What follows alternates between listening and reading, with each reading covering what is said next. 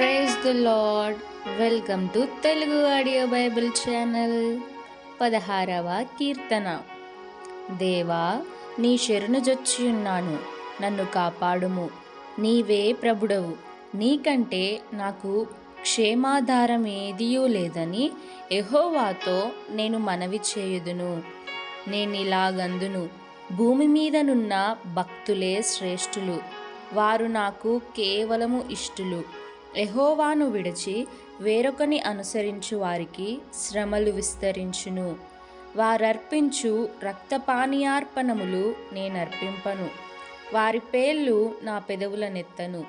యెహోవా నా స్వాస్థ్య భాగము, నా పానీయ భాగము, నీవే నా భాగమును కాపాడుచున్నావు.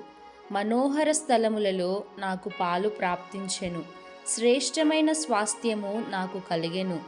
నాకు ఆలోచనకర్తయైన యెహోవాను స్తుతించెదను. రాత్రి గడియలలో నా అంతరింద్రియము నాకు బోధించుచున్నది. సదాకాలము యెహోవాయందు నా గురి నిలుపుచున్నాను. ఆయన నా కుడిపార్శ్వమందు ఉన్నాడు గనుక నేను కదల్చబడను.